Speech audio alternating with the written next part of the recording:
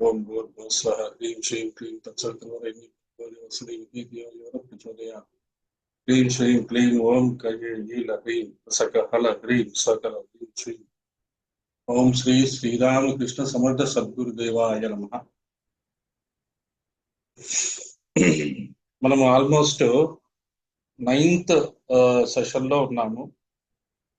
Last ఏ శ్లోకంలో close చేసామో చెప్పగలరా? శుద్ధ విద్య శుద్ధ విద్యాంకురాకార ద్వేజ్వల శుద్ధ విద్యాంకురాకార ద్వేజ్వల శుద్ధ విద్యాంకురాకార ద్విజపంక్తి ద్వయోజ్వల కర్పూర వీటికామోద తమాకర్ష దిగంతర. శుద్ధ విద్యాంకురాకార ద్విజపంక్తి ద్వయోజ్వలాయై నమః అని మనం చేసుకున్నాం. ఏమిటి మరి దాని స్పెషాలిటీ? చాలా చెప్పుకున్నాం. శ్రీ శుద్ధ విద్యాంకురాకార ద్విజపంక్తి ద్వయోజ్వలాయై నమః. మన టీత్ గురించి చెప్పుకున్నాం. ఒక్కొక్క అమ్మవారి యొక్క 32 టీత్, ఒక్కొక్క షోడశాక్షరి, ఒక్కొక్క అక్షరాలు అవి బీజాక్షరాలని చెప్పుకున్నాము. దత్తాత్రేయుడి గురించి డిస్కస్ చేసుకున్నాము. దత్తాత్రేయుడి యొక్క ఇంపార్టెన్స్ తెలుసుకున్నాము. దత్తాత్రేయుడు తలుచుకున్నాము. తర్వాత కొన్ని కరెక్ట్ గా 32 అక్షరాలు ఏమేమిటో అవి కూడా డిస్కస్ చేసుకున్నాము. ఏమిటవి ఒక్కసారి రివిజన్ అనమాట. అ ఇ ఉ రు లు క ఖ గ గ ఞ చ ఛ ద జ ఇణి ట ఠ డ ఢ ణ త థ ద ద న ప ఫ బ బ మ స అ. ఇవి 32. 6 minutes లో ఇది ఎండ్ అయిపోతుంది. మళ్ళీ మనము ఇదే లింక్ తో జాయిన్ అవుతాము. ఓకే. సో అమ్మవారి శరీరంలోకి ప్రజాపతులు దంతాలుగా వచ్చారు. అమ్మవారి కిరీటంలో ఎవరున్నారు? ద్వాదశ ఆదిత్యులు ఉన్నారు. అమ్మవారి ఫాలభాగం చంద్రుడు. కళ్ళు మళ్ళీ సూర్యుడు చంద్రుడు చేసే పనులు చేస్తాయి. ఆజ్ఞా చక్రంలో కస్తూరి. తర్వాత నాసికాగ్రం గురించి కూడా 2 గ్రహాలు చెప్పారు. తర్వాత పదవుల గురించి చెప్పారు. దంతాల గురించి చెప్పారు. ఇప్పుడు ఏం చెప్తున్నారు అంటే కర్పూర వీటికామోద సమాకర్ష దిగంతర. ఇంకా ఏమంటున్నారు? శ్రీ కర్పూర వీటికామోద సమాకర్ష దిగంతరాయై నమః. అమ్మవారు తాంబూలం వేసుకున్నారట. ఆ తాంబూలం పేరు కర్పూర వీటిక. మీరు కూడా ఎప్పుడైనా తాంబూలం వేసుకుంటే అమ్మవారు వేసుకున్నట్టుగా మనము కొంచెం కర్పూరం, కొంచెం అంటే జనరల్ గా చాలా మందికి కర్పూరం వేసుకునే అలవాటు ఉండకపోవచ్చు. ఎప్పుడైనా అలా వేసుకున్నప్పుడు పండగలో అప్పుడు దాన్ని ఆ తాంబూలాన్ని కిళ్ళి చేసేసి, అమ్మో కిళ్ళి వద్దు, కిళ్ళి నోరు చెడిపోతుందనే నాశనం చేసి వదిలిపెట్టారు. తాంబూలం అనేది చాలా ట్రెడిషనల్ ఇదనమాట. మనం పండగప్పుడు చక్కగా భోజనాన్ని చేసిన తర్వాత అరగటానికి ఆ తాంబూలం ఆకు, సున్నము, కొంచెము ఒక్కపొడి వేసుకొని దాన్ని చక్కగా చుట్టుకొని దాన్ని అలాగా కొంచెం కర్పూరం, మరీ కర్పూరం ఎక్కువైతే ఇబ్బంది అవుతుంది కాబట్టి. కిషోర్జీ, అజీ పచ్చ కర్పూరం కదా? కర్పూరం అంటే వాట్ కర్పూరం? Camphor light that. అవును, పచ్చ కర్పూరమే మనం వంటకు వాడతాము, చక్కెర పొంగలన్నీ చేసేటప్పుడు వాడతాము. మామూలు కర్పూరం అంటే అది కాదు. Yeah I think Kishore ji, అది పచ్చ కర్పూరం అమ్ముతారు. మనము దేవుడికి ప్రసాదం చేసేటప్పుడు చక్కెర పొంగల్కి అలాంటి దానికి వేసారంటే అది కొంచెం బాగుంటుంది. యాక్చువల్లీ అదిదా అనుకుంటాను, నాకు తెలిసి.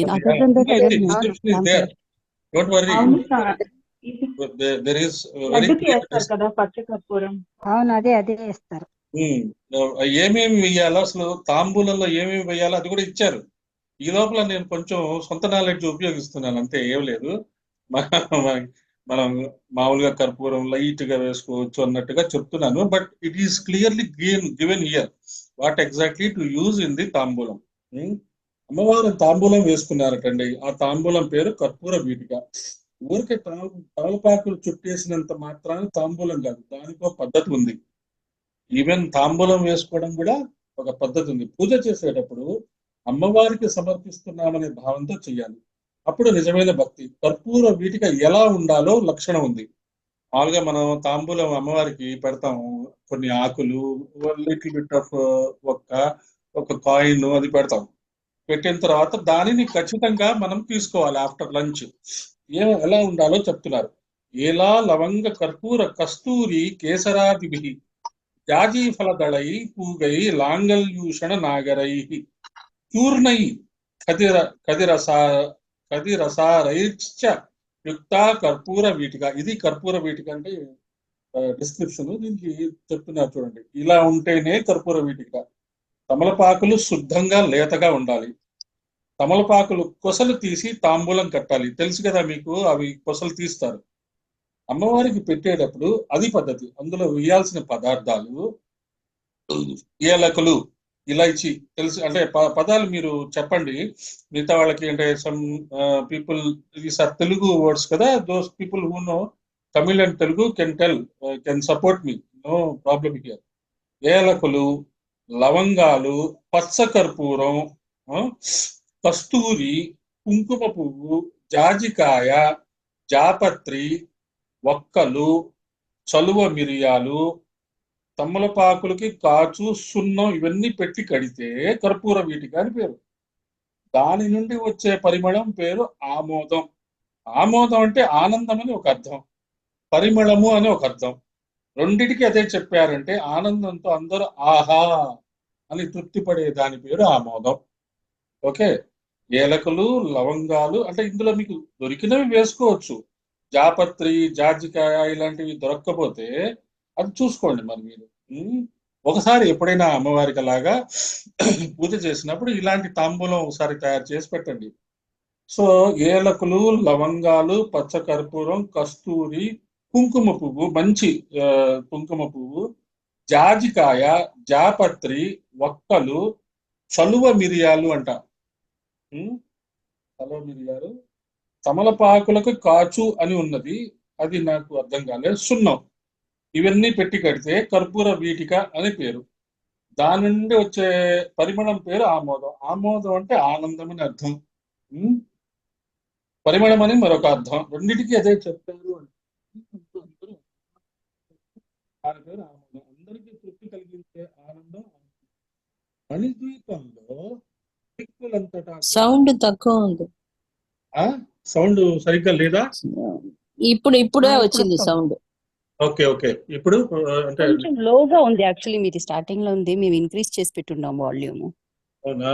Okay okay. ఇది ల్యాప్టాప్ లో ఉన్నాను కాబట్టి కొంచెం అలా అనిపిస్తుంది. సో 1 minute లో ఎండ్ అయిపోతుంది, మళ్ళీ మనం జాయిన్ అవుతాము.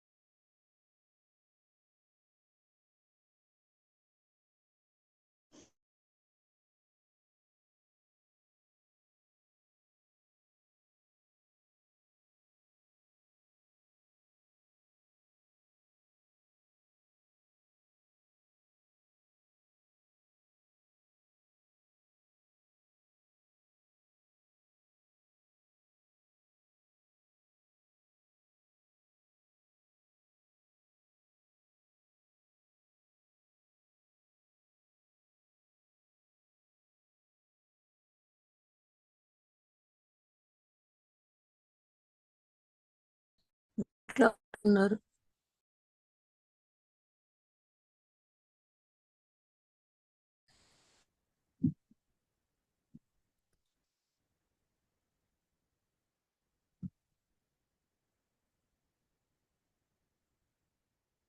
అందరూ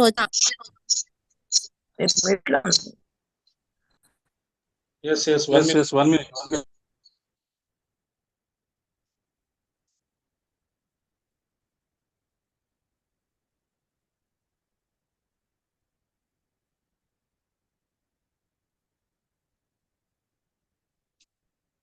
ఇప్పుడు ఇందులో మాట్లాడుతున్నాను. ఇప్పుడు వినపడుతుంది కదా మీకు? మంచిగా వినిపిస్తుంది. ఓకే ఓకే, రికార్డింగ్ కూడా అవుతుంది.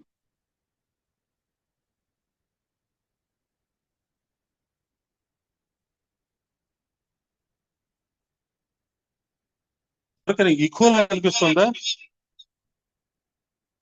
ఈకో లాగా అనిపిస్తుందా?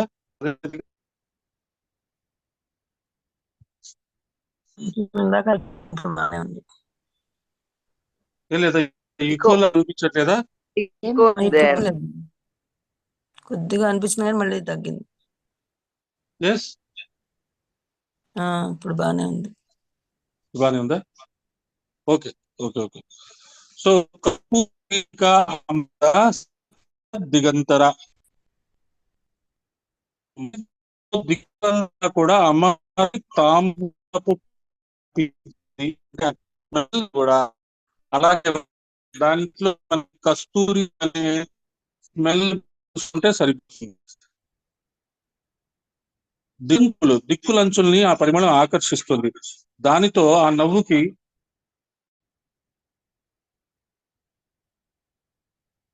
ఆ నవ్వుకి ఆ పలుకుకి కూడా అందం వస్తుంది.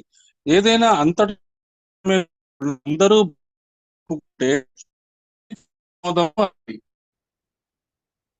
ఇప్పుడు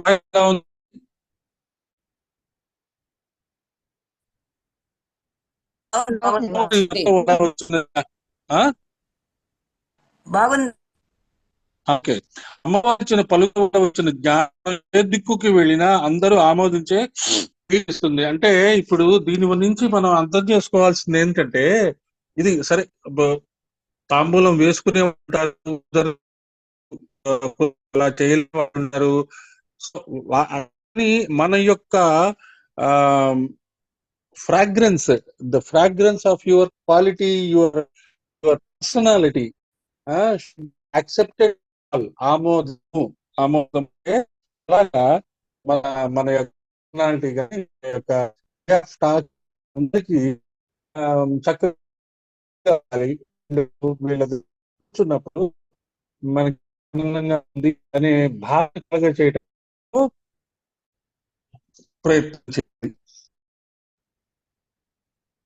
తర్వాత ఇక్కడ ఇలాంటి కీర్తి అమ్మవారి కృప ఉంటేనే వస్తుంది. ఆకర్షించగలిగి అంగీకరించగలిగే కీర్తి భక్తులకు ఇస్తే, అమ్మా నిన్ను ఆశ్రయించిన భక్తులకు వాగ్దేవి నోటి యొక్క కవిత్వాన్ని ఇస్తానమ్మా శంకరులు చెప్పారు. సో భక్తులకి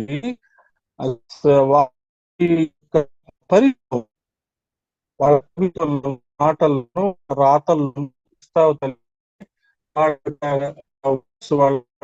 టాకింగ్ ఒక రకమైన వస్తుంది, ఆమోదం వస్తుంది. అది అమ్మవారిని బాగా కరెక్ట్ గా అర్థం చేసుకొని అమ్మవారి యొక్క తత్వాన్ని తమ యొక్క క్యారెక్టర్ లో దింపుకొని అమ్మవారి యొక్క జీవితము మన జీవితము అని జీవించడానికి ప్రయత్నం చేసేవాళ్ళు. The people who really like అమ్మవారు and imbibe the characteristics of అమ్మవారు ఇన్ దర్ లైఫ్ స్టైల్, వాళ్ళ నుంచి వచ్చే ఫ్రాగ్రెన్స్ అది అద్భుతంగా ఉంటుందిట. అది కస్తూరి మృగం అని ఒకటి ఉంటుంది, అది దాని నుంచి వచ్చే ఫ్రాగ్రెన్స్ అందరికీ వ్యాపిస్తూ ఉంటుంది.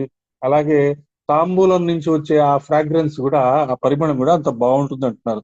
అమ్మవారి వర్ణ్యాది వాగ్దేవతలకు తనితీరలేదు. పెదవులు వర్ణించారు, పలువరుస వర్ణించారు. పలువరుస అంటే మన పళ్ళు, శుద్ధ విద్య అన్నారు. ఇదంతా ఏమన్నారు?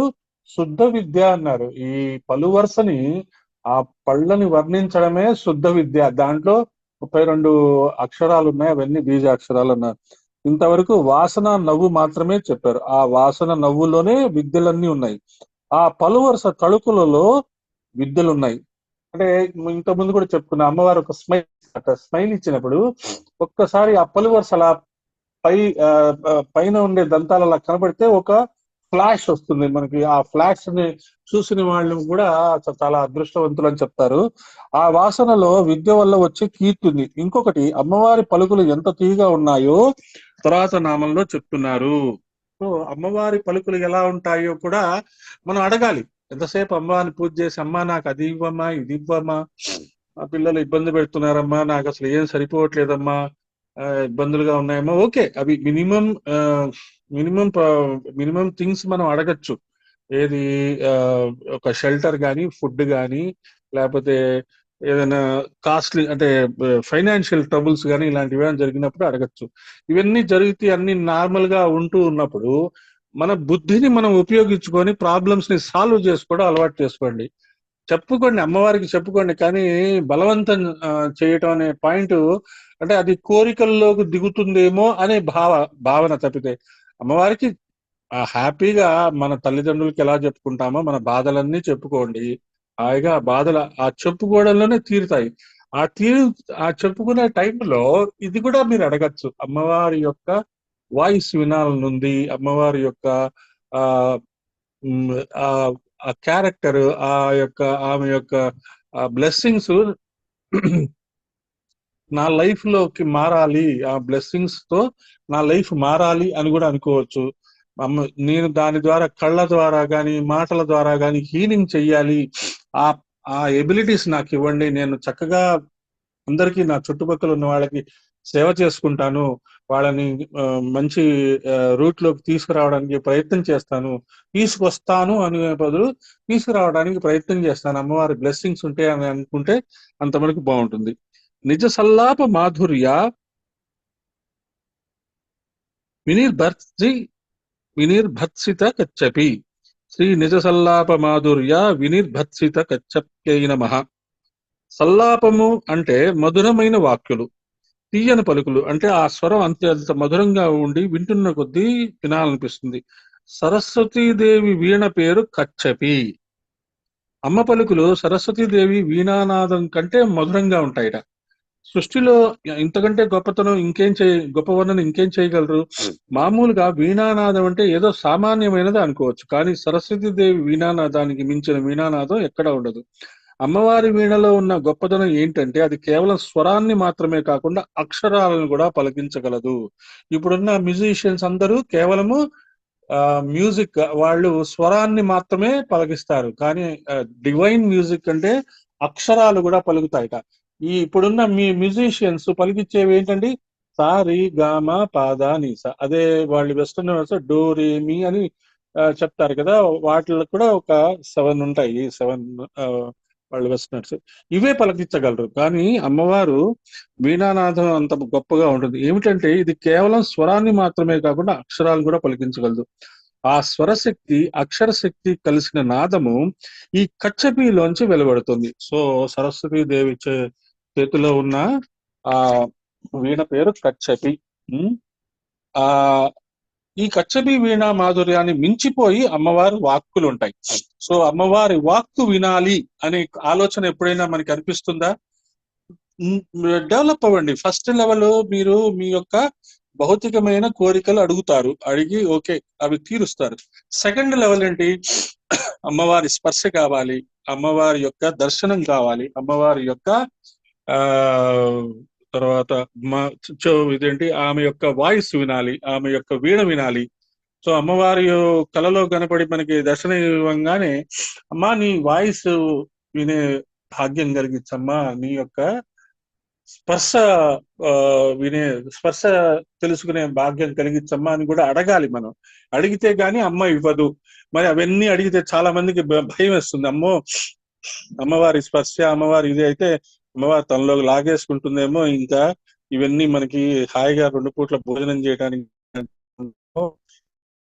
ఎప్పుడు కూడా ఒక ఏమో ఇవన్నీ అలాంటి భావనలు చాలా మందికి వస్తాయి.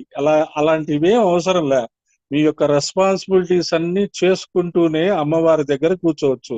దీన్నే గురుగారు ఉపాసన, సాధన, ఆరాధన. ఆయన యొక్క లైఫ్ స్టైల్ ఏంటి? ఆయన యొక్క వైఫ్ ని, ఫ్యామిలీని, పిల్లల్ని అన్ని చూసుకుంటూనే అమ్మవారి యొక్క ఆరాధన చేశారు. స్వాతంత్రోద్యమంలో పాల్గొన్నారు. తర్వాత ఆయన ఎన్నో సామాజిక కార్యక్రమాలు చేశారు. చేస్తూ కూడా ఈ అమ్మవారి ఆరాధన చేసి ఎన్నో కార్యక్రమాలు చేశారు. సో చాలా మందికి ఉండే ప్రాబ్లం ఏంటంటే డీప్ ఇంటూ స్పిరిచువలిజం ఈ ఫిజికల్ లైఫ్ వదిలేయాల్సి వస్తుందేమో అనే భయం ఉంటుంది. అలా కాకుండా బ్యాలెన్స్ చేసుకోవచ్చు. ఈ రోజుల్లో కొన్ని కోట్ల మంది ఉన్నారు అలాంటి వాళ్ళు. చక్కగా వాళ్ళ యొక్క ఫ్యామిలీ రెస్పాన్సిబిలిటీస్ చేసుకుంటూ కూడా స్పిరిచువల్ గా ముందుకు వెళ్ళి ఎన్నో రకాలైన లెవెల్స్ ని సాధించి చక్కగా హీలింగ్ లో, మాటల్లో, వీటిలో ఎంతో సేవ చేస్తున్నారు. అటువంటి ఆ లెవెల్లోకి, ఆ సర్కిల్లోకి, ఆ ఇన్నర్ సర్కిల్లోకి ఎంటర్ అవ్వడానికి ప్రయత్నం చేయడానికి కూడా అమ్మవారిని మనం అడగాల్సిందే. ఇలా చెప్పడంలో ఉద్దేశం అమ్మవారి సౌందర్య విశేషాలన్నీ అలౌకికం. వినిర్భర్సిత, న్యక్కారి, ఇంకో చోట పరిభావి, తిరస్కారి అని చెప్పడంలో అర్థం ఒక ఉపమానాన్ని చెప్తూ ఆ ఉపమానాన్ని మించిపోయింది అంటున్నారు. ఒక చక్కగా ఒక విషయం చెప్తూ ఇంకా అంతకంటే గొప్ప అమ్మవారి వాక్కులు ఉన్నాయి అన్నారు. దానిని మించి ఉన్నప్పుడు ఉపమానం ఎందుకు చెప్పడం అంటే అది చెప్తే అది గొప్పగా ఉంటుంది అనుకుంటారు. అలా మనము చూసుకోవడం విషయంలో అందంగా చెప్పారు. సౌందర్య లహరి వస్తుంది, సౌందర్య లహరి చెప్తే లలితా సహస్రనామం వస్తుంది. లలితా సహస్రనామానికి భాష్యం రాసిన వాళ్ళందరూ ఈ సుఖాన్ని ఉటంకించారు. విపంచ గాయంతి వివిధ పదానాం పశుపతే స్వయారబ్ధే వక్తుం చలిత శిరసా సాధు వచనే త్వదీయైర్మాధుర్యైరపలపిత తంత్రీకలరవాం నిజాం వీణాం వాణి నిచుళయతి చోళేన నిభృతాం. శారద వీణ మీటుతోంట. అమ్మవారి వీణ మీటుతూ వాళ్ళ ఆయన గురించి చెప్పడం అమ్మవారికి ఇష్టం కనుక శివుడు లీలలో అందులో వినిపిస్తుంది. పడితే పనికిరాదు. భగవద్గీతనే కావాలి. భగవంతుడు పరమేశ్వరుడు. ఆ పరమేశ్వరుని కీర్తనలు శారదాంబ పాడుతుంటే అమ్మ తట్టుకోలేక సాధు సాధు అన్నదిట. అంటే ఏంటి? చాలా బాగుంది అన్నట్టు. చాలా బాగుంది అనగానే శారదాంబ ఆశ్చర్యపోయింది. నా వీణానాదం బాగుందనడం ఏంటమ్మా, ఇంతకంటే బాగుంది. వీణపై వస్త్రం కప్పేసింది. ఎవరైనా ఊడిపోతే వస్త్రం కప్పేసుకుంటారు. అమ్మవారి దగ్గర ఈ శారదాంబ వాయిస్తుంది. వాయిస్తుంటే ఎంతో బాగుంది అని అందరూ చక్కగా అమ్మవారు కూడా కాంప్లిమెంట్ ఇవ్వడానికి సాధు సాధు అన్నారట. ఆ రెండు పదాలు పలికిందట అమ్మవారు. ఆ మాటలకే శారదాదేవి ఏమనుకుంది? నా వీణానాదం కన్నా నీ పలుకే అద్భుతంగా ఉంది అని చెప్పి నేను ఓడిపోయాను. ఇంత వీణ వాయించి ఇన్ని స్వరాలు వాయించి కూడా నీ యొక్క రెండు పలుకులు యొక్క, నీ యొక్క స్వరం, నీ యొక్క మాటలకు సమానంగా నేను మాధుర్యం ఇవ్వలేకపోయాను నా వీణానాదం అని ఆవిడ ఒప్పేసుకుందట. అలాగే వీణ ఓడిపోయిందని మీద చేశారు.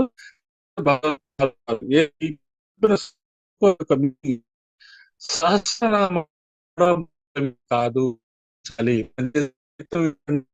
అది మనం ఏదో పాప మీరంతా ఉప్పుగా చక్కగా లలితా సహస్రనామం చూసుకుంటుంటే నేను అనవసరంగా మధ్యలో వచ్చి ఇలా చదవాలి అని చెప్పి మనం ఇదంతా చెప్పుకుంటున్నాం కదా.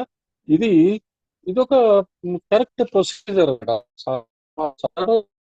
యొక్క మనం అర్థం చేస్తే చదివేటప్పుడు కనీసం ఈ 20-30 శ్లోకం మనం చదివేటప్పుడన్నా మనకి వచ్చి అనుకోండి చాలు.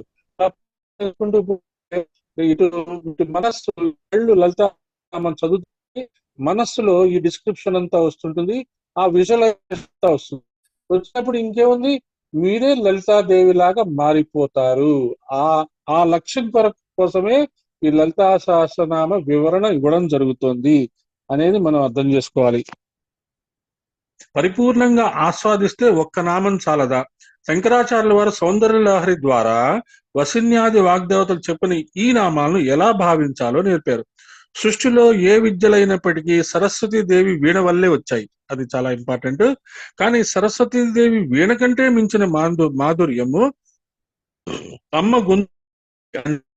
ఈ విద్యలన్నిటికీ మూలము, విద్యలన్నిటిపై తత్వము అమ్మయ్యే అని చెప్పడం ఒక భావన.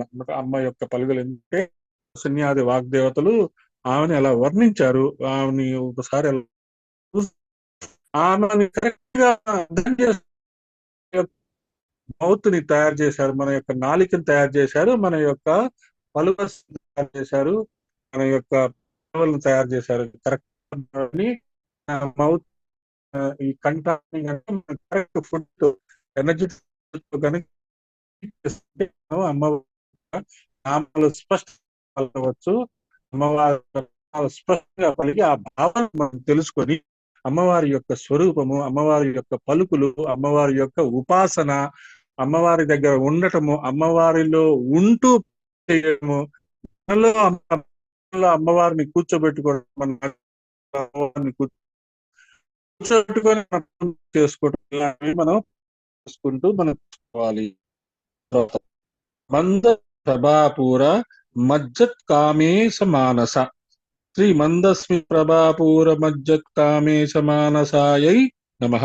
అమ్మవారి చిరునవ్వు, దీనిని భావిస్తే మూకకవి గారే మందస్మిత శతకము అని 100 శ్లోకాలు వెలికి వచ్చాయి.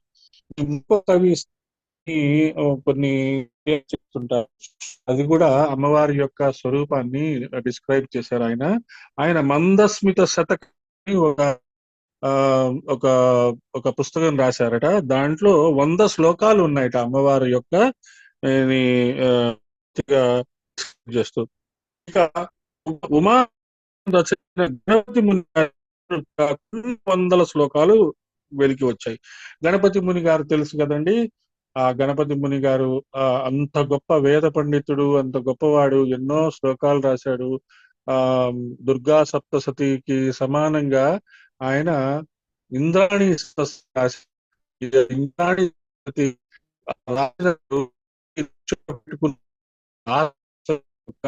స్వాతంత్రంలో భారతదేశం ఎంతో మంది 1947 ముందు ఎంతో మంది ఫైట్ చేశారు, ఎంతో మంది చచ్చిపోయారు. వాళ్ళందరి యొక్క సౌలభ్యం కోసం, వాళ్ళందరికీ యొక్క రక్ష కోసం, వాళ్ళందరినీ సేవ్ చేయడానికి ఆయన ఇంద్రాణి సప్తసతి అని ఇండియా కోసం, భారతదేశం కోసం రాసి ఉన్నాడు. దానిలోని శ్లోకాలు కూడా మనం అనుష్ఠానం దుర్గా సప్తసతి శ్లోకాలు ఎలాగైతే మనకి చుట్టుపక్కల ఉన్న వాతావరణం బాగుందో, ఎలా సేవ చేయొచ్చో ఇంద్రాణి సప్తసతి చదువుతూ మన భారతదేశానికి మాత్రమే సేవ చెయ్యొచ్చు. గణపతి ముని గారు ఆయన వేదాలు అవన్నీ చదివి ఆ యొక్క భగవంతుడి యొక్క అమ్మవారి యొక్క ఆశీర్వాదాలు పొంది కూడా రమణ మహర్షి దగ్గర శిష్యుడైపోతాడు. ఎందుకంటే ఆయన రమణ మహర్షి ఇవన్నీ చదవకుండానే ఆయన ఒక స్టేజ్ లోకి వెళ్ళిపోయాడు. ఈయన చదివి కూడా ఆ స్టేజ్కి వెళ్ళలేకపోయాని అని రమణ మహర్షి దగ్గరికి వెళ్ళి ఆయన దగ్గర శిష్యరికం చేసి ఆయన దగ్గర బ్లెస్సింగ్స్ తీసుకొని ఈయన కూడా ఆ లెవెల్ కి వెళ్ళగలిగిన గొప్ప గొప్ప ఋషి గణపతి మహాముని. ఆయన ఉమా సహస్రనామం అని రాశాడు. ఆయన కొన్ని 100 శ్లోకాలు వచ్చాయి. ఆ నవ్వు అంత గొప్పదిట. కానీ లలితా సహస్రనామంలో ఒక్క నామంతో చెప్పినా చాలా గట్టిగా చెప్పారు. ప్రభాపూర అనే మాట ముందు నామాల్లో కూడా వచ్చింది. ప్రభాపూర అనేది ముందు నామాల్లో వచ్చింది. నిజారుణ ప్రభాపూర, అమ్మ వెలుగులో ప్రపంచం అంతా మునిగిపోతుందని చెప్పారు. మందస్మిత అంటే చిరునవ్వు. మందస్మిత ఇవి సాంస్క్రిట్ వర్డ్సే కాబట్టి అందరికీ కామనే. మందస్మిత అంటే చిరునవ్వు. ప్రసన్నంగా నిండైన ఆనందం ఉన్నప్పుడు చిరునవ్వు వస్తుంది. ఉద్రేకంతో కూడిన ఆనందాలు వస్తే అట్టహాసాలు, వికటాట్టహాసాలు, వికృతహాసాలు ఇలాంటివి వస్తుంటాయి. అమ్మ నవ్వు కేవలం మందస్మిత, ఎప్పుడు చెదరని నిండైన ప్రసన్నమైన సచ్చిదానంద స్వరూపిణే ఆవిడ. మనం కూడా అటువంటి అద్భుతమైన క్వాలిటీ మనం తెచ్చుకోవాలి. ఎన్ని ప్రాబ్లమ్స్ ఉన్నా, ఎన్ని ఉన్నా మనలో ఉంచుకుంటూ, మన దగ్గర చూసుకుంటూ, మనం మాత్రం ఎప్పుడు మన స్మైల్ చెరగనీయకుండా ఉంటే అమ్మవారి బ్లెస్సింగ్స్ మనకు ఉన్నట్టే లెక్క. అమ్మవారి నవ్వును తలుచుకుంటే మనకి జ్ఞానము, ఆనందం రెండు కలుగుతాయి. ఆ నవ్వు ఒక ప్రవాహంలో వస్తుంది. మజ్జత్ కామేశ మానస, కామేశ్వరుని మనస్సు ఆ నవ్వు అనే ప్రవాహంలో మునిగిపోయిందని చెప్తున్నారు వసిన్యాది వాగ్దేవతలు. ఆవిడ నవ్విన నవ్వు వల్ల కామేశ్వరుడు మనస్సు అలా ఆ అలాగా ఆనందంతో మునిగిపోయిందంట అమ్మవారి యొక్క నవ్వు చూసి. నిజంగా మనస్సు లయం అవ్వడమే కావాల్సింది. మనకు కావాల్సింది ఏంటి? మనస్సు లయం అవ్వాలి. థాట్లెస్ మైండ్ అంటారు చూసారా, దాన్ని లయము అంటారు. మన్మధుడు శివుడిని ఓడించడానికి అరవిందమ శోకంచ చూతంచ నవమల్లిక నీలోత్పలము అనే 5 పువ్వుల బాణాలు సిద్ధం చేసుకొని చివరికి విఫలమయ్యి అమ్మ దగ్గర ఏడ్చాడట. నీ 5 పువ్వుల బాణాలు ఆయన దగ్గర పనిచేయవురా, నా దగ్గర ఒక బాణం ఉంది అన్నదిట అమ్మవారు. అమ్మవారి దగ్గరికి వెళ్ళి ఆ మన్మధుడు ఏడుస్తాట, నేను 5 పువ్వుల బాణాలు వేసినా ఆయన కదలలేదు. అప్పుడు అమ్మవారు అంటుందిట, ఒరే నీ దగ్గర కాగా నా దగ్గర ఇంకో పెద్ద బాణం ఉంది, అది కనుక నేను వేస్తే దెబ్బకి ఆయన ఆయన ఆయన ఆయన ఆయన తపస్సులోంచి బయటకు వస్తారు అని చెప్తుందట. కేవలం నా నవ్వు చాలు ఆయనకి. మన్మధుని 5 పువ్వుల బాణాలు చేయలేని పని అమ్మవారి యొక్క చిరునవ్వు అనే బాణం వేసింది. దాంతో శివుడు సంపూర్ణంగా వశమైపోయాడు. బింకంగా కూర్చొని మనసును నిగ్రహించుకొని శివుని మనస్సు అమ్మవారి చిరునవ్వులో మునకలు వేస్తుంది. అమ్మ నవ్వు చూస్తే అందులో మునకలు వేస్తున్న శివుని మనస్సు కూడా దొరుకుతుంది. రెండూ లభిస్తున్నాయి. శివశక్తైక్య ప్రవాహం అందులో నుంచి మనం పొందవచ్చు. సో అమ్మవారి చిరునవ్వు ఏంటంటే దాని యొక్క పవర్ చూసుకోండి. శివుడి యొక్క అఖండమైన తపస్సుని కూడా చెలింపజేసింది. అంటే ఆ డివైన్ స్పార్క్ అనుకోవచ్చు. ఒకసారి మనము మెడిటేషన్ లో ఉన్నప్పుడు మనం చాలా జాగ్రత్తగా ధ్యానం చేస్తూ ఉంటాం. ధ్యానం చేస్తున్నప్పుడు ఏదో ఒక డివైన్ స్పార్క్ మనకి కనిపించినప్పుడు ఒక్కసారి మన యొక్క స్టడీ ఫ్లో ఆఫ్ థాట్స్ అది డిస్టర్బ్ అయినప్పుడు ఏంటి ఇది ఏదో కొత్తగా వచ్చింది అని దాన్ని అబ్జర్వ్ చేసుకొని మనం రాసుకోవడం ఏదో చేసుకుంటాం. తర్వాత దాని యొక్క మీనింగ్ మనకి ఎక్కడో అక్కడ తగులుతుంది. సో అలాంటి డివైన్ స్పార్క్స్ శివుడు అమ్మవారి నవ్వులో వస్తుంది అని చెప్తున్నారు. ఈ మధ్య కామేశ మానస అనే దానిలో సమయాచారం కూడా చూపిస్తున్నారు. ఈ సమయాచారాన్ని శంకర్లు సౌందర్య లహరిలో కూడా చూపిస్తారు. సమత్వమే సమయము. సమత్వం అనగా శివశక్తులని సమముగా భావించుట. అమ్మవారిని ఆరాధన చేసేటప్పుడు అయ్యవారి స్ఫురణ ఉండాలి. అదే సమయాచారం. అమ్మవారు అయ్యవారు ఒకటే కాబట్టి అర్ధనారీశ్వరుడుగా అమ్మవారిని మనము గుర్తుంచుకోవాలి. సమయాచారం అంటే సంప్రదాయాన్ని అనుసరించి ఉండే పాతివ్రత్యము. దంపతి భావం గుర్తొచ్చినప్పుడు మహాపతివ్రత అయిన అమ్మతో పరమేశ్వరుడు ఉంటాడు. కేవలం అమ్మవారిని స్తుతిస్తే ఆవిడకి సంతోషం ఉండదు. అయ్యవారిని కూడా కలిసి స్తుతించాలి. అంటే టూ మచ్ ఆఫ్ లలితా సహస్రనామము మనము చేసినప్పుడు అయ్యవారిని కూడా ఒకసారి దర్శించుకోవాలి, ఒకసారి స్మరించుకోవాలి అనే ఉద్దేశంతోనే మనము అది లలితా సహస్రనామం ముందు పెట్టిన గురు ప్రార్థనలో కొన్ని శ్లోకాలు చేర్చడం జరిగింది. అమ్మవారి సౌందర్యాన్ని చూపిస్తూ మధ్య మధ్యలో శివుని గుర్తుకు తెస్తున్నారు వసిన్యాది వాగ్దేవతలు. మనకి ఆ శివుడికి సంబంధించిన కొన్ని పదాలు కూడా వస్తాయి కాబట్టి ఖచ్చితంగా మనము శివుణ్ణి కూడా తలుచుకుంటాము, మహాశివుణ్ణి. శివుడు గుర్తుకు రాగానే శివశక్తైక్య రూపము గుర్తొస్తుంది. లలితా సహస్రనామంలో చివరికి వచ్చేది శివశక్తైక్య రూపమే. అదే వసిన్యాది వాగ్దేవతల లక్ష్యం. శివశక్తులు ఇద్దరిని కలిసి చేసే ఉపాసనే సమయాచారము. సమయాచారము అని ఒక పద్ధతి ఉన్నది. అది శివుణ్ణి శక్తిని కలిసి ఉపాసన చేస్తారు. సృష్టిలో అందరికీ శక్తి కావాలి. ప్రపంచమంతా శక్తే. మనకి ప్రపంచంలో ఉన్న ఐశ్వర్య శక్తి, వాక్శక్తి, జ్ఞానశక్తి మొదలైనవన్నీ కావాలి. మనకి కావాల్సినవి ఏంటో చూడండి. ఇక్కడ మనకి ఇందాక కూడా మనం అనుకున్నాము, జ్ఞానశక్తి, వాక్శక్తి, ఐశ్వర్య శక్తి.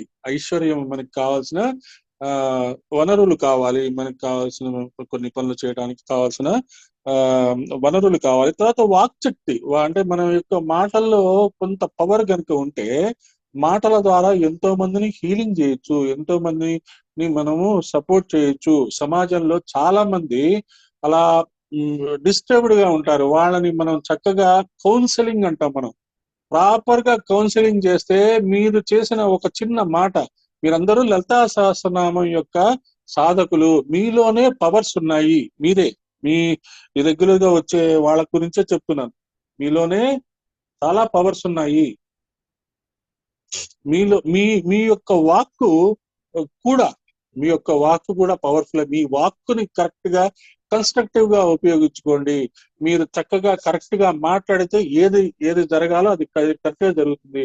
ఎవరైనా ఏదైనా ఇబ్బందులుగా వచ్చినప్పుడు తగ్గిపోతుందమ్మా. అమ్మవారి యొక్క ఆశీర్వాదాలు ఉంటాయమ్మా. అమ్మవారి యొక్క ప్రార్థన చేసుకోండి, చక్కగా ఏదైనా మంచి పనులు చేయండి అని చెప్తాం. ఓహో మీకు క్యాన్సర్ వచ్చిందా, చాలా కష్టం అండి, చచ్చిపోతున్నారండి, మా వాళ్ళు ఉన్నారండి 10 మంది, వాళ్ళందరూ క్యాన్సర్ తో చచ్చిపోయారు, మా ఫ్రెండ్స్ వాళ్ళు. ఇది ఇది ఇది destructive talk. Whatever the problem they are in, మనము కన్స్ట్రక్టివ్ గా చెప్పాల్సిందే. మీరు గ్రూప్ లో కూడా ఈ మధ్య ఒక ఒక ఆవిడ మా నాన్నగారికి ఒంట్లో బాగాలేదండి అని మనం షేర్ చేశారు. ఏం చేసాం మనం అందరం, మనం అచ్యుత అనంత గోవింద అని అనుకున్నాం. ఎక్కడా కూడా మనము ఆయన అంత క్రిటికల్ గా ఉన్నారు, జాగ్రత్తగా చూసుకోండి, జాగ్రత్తగా చూసుకుంటున్నారు, డాక్టర్ల దగ్గర చూపిస్తారు, మీరు ఇలా జరిగిందండి అలా జరుగుతుందండి జాగ్రత్త అండి అని చెప్పలేదు. చివరికి ఏమైంది, ఆయన శరీరం వదిలేశారు. వదిలేసినప్పుడు మనం చేసిన ప్రార్థనలు వేస్ట్ అయిపోయినాయా? లేదు.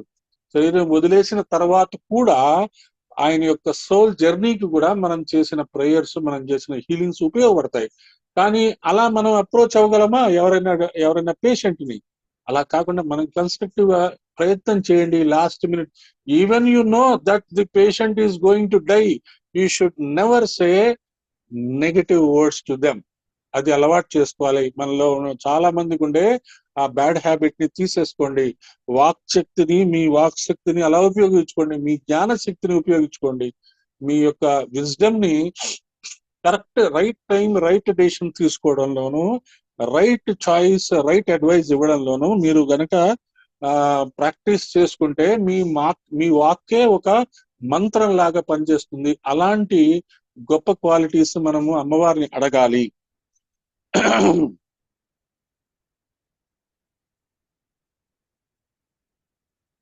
అమ్మవారి చిరునవ్వును ధ్యానిస్తే మన ముఖంలో కూడా ఆ నవ్వు చెదరకుండా ఉంటుంది. చాలా ఇంపార్టెంట్ ఇది చెప్పారు. అమ్మవారి చిరునవ్వును కనుక somebody is sharing video, please don't.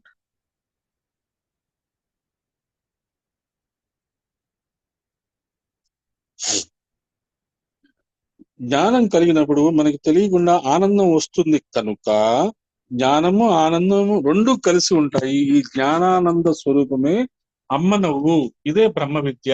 So ఎప్పుడైనా సరే మనము ధ్యానం చేసేటప్పుడు అమ్మవారు చిరునవ్వు నవ్వుతున్న రూపమే గనక మనం ధ్యానం చేసుకోగలిగితే, చిరునవ్వుతో ఉన్న స్వరూపాన్ని, ఆ ఫోటోని మనం తదేకంగా చూస్తూ ధ్యానం చేసుకోగలిగితే అదే బ్రహ్మ విద్య.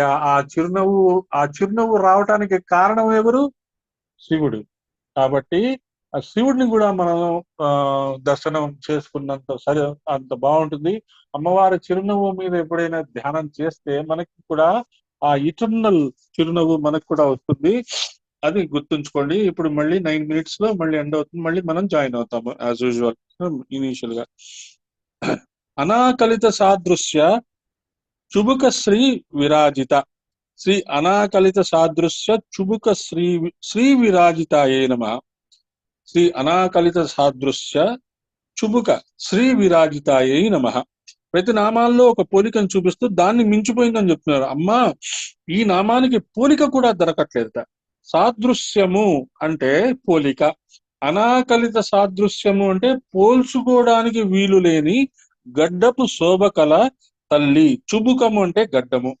కొంతమంది ఆ చుబుకం ఉంటుంది, ఆ చిన్న అంటాం కదా, ఆ చిన్న అంత చక్కగా బ్యూటిఫుల్ గా ఉంటుంది. దానికి ఎలా కంపారిజన్ చేస్తామో మనం చెప్పలేము. అటువంటి ఇన్కంపారబుల్ చిన్నంట అమ్మవారిది. శ్రీ అంటే శోభ, విరాజిత అంటే ప్రకాశము. పోల్చుటకు వీలు కాని గడ్డపు శోభతో ప్రకాశిస్తున్న అమ్మ.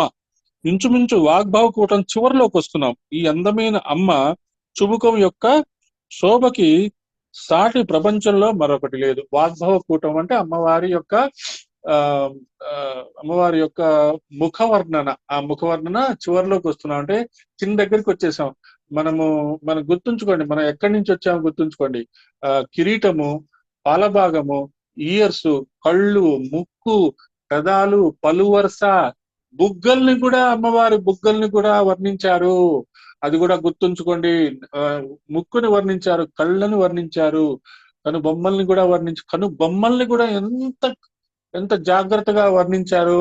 ఈ శ్లోకాల్లోనే వసిన్యాది వాగ్దేవతలు అలా వర్ణించుకుంటూ వచ్చారు అనే సంగతి మనం ఎప్పుడు గుర్తుపెట్టుకోవాల్సింది. ఇప్పుడు పెదాలు అయిపోయినాయి, పలు వరుస అయిపోయింది. ఆ తర్వాత ఇప్పుడు ఈ చిన్న నుదురు, ఈ దీని గురించి చెప్తున్నారు. నుదురు కాదు, సారీ, గడ్డం, చుబుకము అంటే గడ్డము. ఈ గడ్డం యొక్క ఆ గడ్డం ఎంత బ్యూటిఫుల్ గా ఉంటుంది. దాన్ని ఇన్కంపారబుల్, అమ్మవారి యొక్క గడ్డం అంత బాగుంటుంది. అది మనం ఇక్కడ మనం ఒక ఇమేజ్ కూడా షేర్ చేశాము. ఈ ఇమేజ్ లో కూడా మనం చూసుకోవచ్చు. అంత చక్కగా ఓవల్ షేప్ లో ఉంది అమ్మవారి ఫేస్. ఆ కిరీటము, ఆ చంద్రుడు, కళ్ళు, ఆ ముక్కు దగ్గర ఉన్న ఆ నోస్ రింగ్స్, తర్వాత గడ్డము, ఇవన్నీ మనము ఇంతకుముందు డిస్కస్ చేసుకున్నాం కాబట్టి ముందుకెళ్ళిపోవచ్చు. ఆ మాటకి శంకర భగవత్పాదుల వారి యొక్క మనస్సు ఒప్పలేదు. ముఖమంతా అద్దంలో ఉంటే ఆ అద్దానికి పెట్టే పిడిలా ఉంది అమ్మవారి గడ్డం అన్నారట. మీరు ఓల్డెన్ డేస్ లో మీరు చూసుంటారు, మిర్రర్ ఎలా ఉండేదంటే ముందు అద్దం ఉండేది, ఆ కింద ఒక హ్యాండిల్ ఉండేది. ఆ హ్యాండిల్ పట్టుకొని అద్దం చూసుకునేవాళ్ళు. ఇప్పుడున్న మిర్రర్స్ అన్ని గోడకు పెట్టేసినవి, లేకపోతే మనం హ్యాండ్ బ్యాగ్స్ లో ఉన్నవి రౌండ్ షేప్ లో ఏవో ఉంటాయి. ఇంతకుముందు ఒక అద్దం ఉండేది, కింద పిడి ఉండేది, దాని ఆ పిడి పట్టుకొని హ్యాండిల్ పట్టుకొని అద్దం చూసుకునేవారు. అలా వర్ణిస్తున్నారు. ఆ పిడి చిన్నప్పుడు హిమవంతుడు పట్టుకున్నాడు. హిమవంతుడు ఎవరండి? అలర్ట్ గా ఉన్నారా లేదా? అప్పుడప్పుడు చూస్తుంటారు. హిమవంతుడు ఎవరు? హిమవంతుడు తండ్రి అండి, పార్వతీదేవి తండ్రి. పెద్దయ్యాక శివుడు పట్టుకొని ఆ ముఖాన్ని చూశాడని చక్కని వర్ణ చేస్తూ, తవ చుబుక మౌపమ్య రహితం, పోలిక లేని ఆ అందమైన అమ్మగడ్డానికి నమస్కారం అన్నారట. పార్వతీదేవి యొక్క తండ్రి పేరు హిమవంతుడు. ఆయన చిన్నప్పుడు అమ్మవారిని పట్టుకున్న, ఈ గడ్డాన్ని పట్టుకున్నట. తర్వాత శివుడు పట్టుకున్నట. ఆ చిన్నప్పుడు హిమవంతుడు పట్టుకున్న ఆ గడ్డము, పెద్దయ్యాక శివుడు పట్టుకున్న ఆ గడ్డానికి పోలికే లేదు అని తవ చుబుక మౌపమ్య రహితం అని చెప్పారట. అటువంటి అద్భుతమైన గడ్డం గలది, అటువంటి అద్భుతమైన చుబుకం గలది అని అమ్మవారికి నమస్కారం చేసుకోండి. తర్వాత నెక్స్ట్ శ్లోకం. కామేశబద్ధ మాంగళ్య సూత్ర శోభిత కందర, శ్రీ కామేశబద్ధ మాంగళ్య సూత్ర శోభిత కందరాయై నమః. మళ్ళీ సమయాచారం చూపిస్తున్నారు. మళ్ళీ సమయాచారం. ఇప్పుడు కామేశ అనగానే మనకి వెంటనే కామేశ్వరుడు అనగానే శివుడు రావాలి కదా. అది మనం ఇక్కడ చెప్తాం. సమయాచారము అనే పదాన్ని గుర్తుంచుకోండి. సమయాచారము అంటే ఏంటంటే ఇద్దరిని కలిసి పూజ చేయడం సమయాచారము. శివుణ్ణి శక్తిని కలిసి. శివుడు కట్టిన మంగళసూత్రం అమ్మ కంఠాన ప్రకాశిస్తుంది. ఇప్పుడు నుదురు అయిపోయింది, సారీ మళ్ళీ నుదురు అంటాను, చుబుకం అయిపోయింది కదా. చుబుకం తర్వాత మంగళసూత్రం దగ్గరికి వస్తున్నారు. మళ్ళీ సమయాచారం చూపిస్తున్నారు. శివుడు కట్టిన మంగళసూత్రం అమ్మ కంఠాన ప్రకాశిస్తుంది. అది గొప్ప భావం. స్వామి అమ్మకి మంగళసూత్రం కట్టడము, అది అమ్మ మెడలో మెరిసిపోవడము. ఈ నామంలో మనం శివపార్వతుల కళ్యాణాన్ని అంతటిని భావన చేసుకోవచ్చు. శివపార్వతుల కళ్యాణం చేస్తుంటారు. అభిషేకం మన శివరాత్రి అప్పుడు, తర్వాత మాస శివరాత్రి అప్పుడు, అలాంటప్పుడు మనం వెళ్ళినప్పుడు చక్కగా ఇలాంటి భావనలు, అంటే శివుడిని శక్తిని సమయాచారం చేస్తున్నారు. టెక్నికల్ గా మనము అర్థం చేసుకోవాలి. మనం శివుడును పార్వతి యొక్క కళ్యాణం చూసేటప్పుడు నేను సమయాచార విద్యని నేర్చుకుంటున్నాను, బ్రహ్మ విద్య నేర్చుకుంటున్నాను అనే భావనతో కనుక వెళ్ళగలిగితే మనకి అందులో కావాల్సిన పాయింట్స్ వస్తాయి. అంతేగాని ఏదో శివుడును ఏదో కళ్యాణం చేస్తున్నట్టు చూడంగానే మనకి పుణ్యం వచ్చేస్తుంది, అక్షతలు తెచ్చుకొని ఇంట్లో వేసుకోగానే మన పాపాలన్నీ కడిగిపోతాయి. ఈ టైప్ ఆఫ్ ఆలోచనల నుంచి మనం ఇంకొక స్టెప్కి వెళ్దాం. పాపాలు పుణ్యాలు అనేవి ఎలాగూ అవి జరుగుతూనే ఉంటాయి. కానీ మనము let us dwell into the deep meaning of the Lalita Sahasranamam. మనం అటువంటి స్టూడెంట్స్ కాబట్టి మనము సృష్టిలో మనం ఎప్పుడు ఏ పని చేసినా లలితా సహస్రనామ మనం చదువుకున్న ఈ నామాలకి మనం చేసిన పనులకి ఏమన్నా లింక్ ఉందా, ఇందులోంచి మనకి ఏమన్నా వస్తుందా అనే భావనతో కనుక ఉంటే ప్రపంచాన్ని మీరు అణువులో లలితాదేవిని చూడొచ్చు, అణువుని పూజ చేయొచ్చు, అణువులో శివుడిని శక్తిని చూడొచ్చు, అణువున మీరు సమయాచార పద్ధతిలో పూజలు చేస్తూ బ్రహ్మ విద్య నేర్చుకోవచ్చు. అది ఇక్కడ చెప్తున్నారు. ఈ నామంలో శివపార్వతుల కళ్యాణాన్ని అంతటిని భావన చేసుకోవచ్చు. ఏది? ఈ ఒక్క నామంలోనే. శ్రీ కామేశబద్ధ మాంగళ్య సూత్ర శోభిత కందరాయి నమః. ఆ మంగళసూత్రపు శోభ, దానిలో ముప్పేటలు, ఒక్కొక్క దానిలో 9 సూత్రాలు చొప్పున కట్టి ఉంచారు. 3 పేటలు, 9 సూత్రాలు, 3 into 9 27. 27 అంటే ఏంటండి? 27, what is the importance of the number 27? Stars. Yes, very good. So ఎవరి ఆయుష్ అయినా 27 నక్షత్రాల లోపలే ఉంటుంది. అది మోస్ట్ ఇంపార్టెంట్ సీక్రెట్. ఎవరి ఆయుష్ అయినా 27 నక్షత్రాల లోపలే ఉంటుంది. ఎందుకంటే పుట్టినప్పుడు తిథి చూస్తాము, శరీరం వదిలేటప్పుడు తిథి చూస్తాము. ఈ తిథులన్నిటికీ నక్షత్రాలు ప్రథమ పాదం, రెండవ పాదం, మూడవ పాదం, నాలుగో పాదం అంటాము. ఆ తర్వాత ఏదో ఒక తిథి చూస్తాము. అశ్విని నుంచి కృత్తిక వరకు, రోహిణి, ఇలా తిథి చూస్తాము. అందులో తర్వాత ఈ నక్షత్రాలు, ఆ తర్వాత పంచమి, షష్ఠి, ఈ తిథులు కూడా చూస్తాము. సో ప్రతి ఒక్కళ్ళు పుట్టినప్పుడు తిథి, శరీరం వదిలేనప్పుడు తిథి. సో ఎవ్రీబడి మనకి వెస్టర్నర్స్ కూడా చెప్తారు, you live only from Sunday to Saturday. ఎన్ని సంవత్సరాలు ఉన్నా కూడా you live from Sunday to Saturday only అని. మనం ఏమనుకుంటామంటే, మనము ఏకాదశి నుంచి అమావాస్య వరకు మనం ఉంటాము అని చెప్పుకుంటాము. అలాంటి అంటే ఈ తిథుల గురించి మనం మాట్లాడుకున్నప్పుడు, సో ఎవరి ఆయువు అయినా 27 నక్షత్రాల లోపలే ఉంటుంది. ఈ సంఖ్యగా మంగళసూత్రాలు పెట్టి ఉంచారట. 27 నక్షత్రాలు అంటే సంపూర్ణమైన కాల సంఖ్య. ఈ కాలమంతా కూడా 5వ తనమైన మాంగళ్యం ఉండడం కోసం సంకేతంగా చూపిస్తున్నారు. So this particular Shloka is very important for the women, for the ఎవరైనా వాళ్ళ ఏదైనా క్రానిక్ డిసీజెస్, జెంట్స్ హస్బెండ్స్ ఉంటే ఈ శ్లోకం మీరు కనుక సజెస్ట్ చేయగలిగితే చక్కగా వాళ్ళు ఆ క్రానిక్ డిసీజ్ లోంచి బయటికి వస్తారు. లేడీస్ యొక్క మాంగళ్యం మనం దాన్ని ప్రొటెక్ట్ చేయొచ్చు అనే పాయింట్ తో శ్రీ కామేశబద్ధ మాంగళ్య సూత్ర శోభిత కందరాయి నమః అనే శ్లోకాన్ని మీరు ఆ పర్టికులర్ ఇన్సిడెంట్స్ లో చేసుకోవచ్చు. శివుడు కట్టిన అందమైన మంగళసూత్రం అమ్మవారి మెడలో ఉంది. శివుడు కట్టాడు కనుకనే గట్టిగా ఉంది, లేదా అమ్మ మెడలో మంగళసూత్రం ఉంది కనుకనే ఆయన గట్టిగా ఉన్నాడు. ఏదైనా పర్వాలా. మృంగడు వాడు విభుండని మృంగడిదియు గరళమనియు మేనని ప్రజకున్ మృంగుమన మంగళ సూత్రము ఎంత మది నమ్మినదో అని భాగవతంలో పోతన గారు చెప్పారు. చాలా జాగ్రత్తగా అర్థం చేసుకోండి.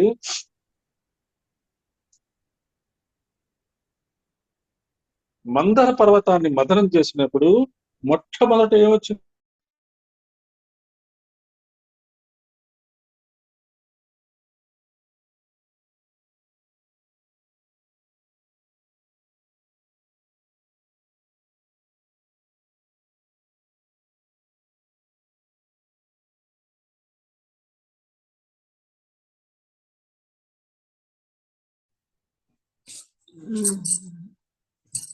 మీరు మ్యూట్ లో ఉన్నారయ్యా.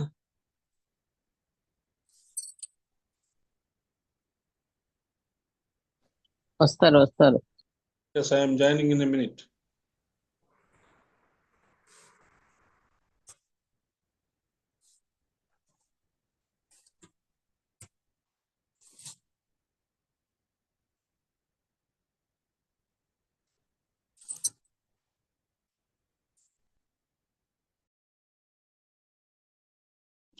సో ఇప్పుడు మందర పర్వతాన్ని మనం ముందు ఈ దేవతలు, రాక్షసులు దాన్ని చర్నింగ్ చేస్తున్నారు. చర్నింగ్ చేసేటప్పుడు అప్పుడు ఏం జరుగుతుంది?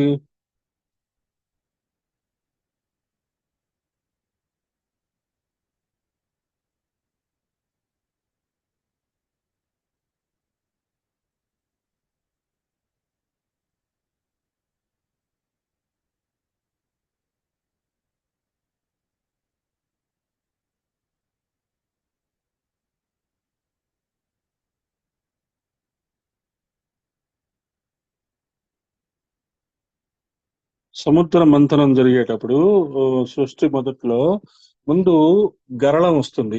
గరళం వచ్చినప్పుడు ఏం చేసిందట, మృంగెడు వాడు విభుండని మృంగెడిదియు గరళమని మేలని ప్రజకున్ మృంగుమని సర్వమంగళ మంగళసూత్రమును ఎంతమంది నమ్మినదో.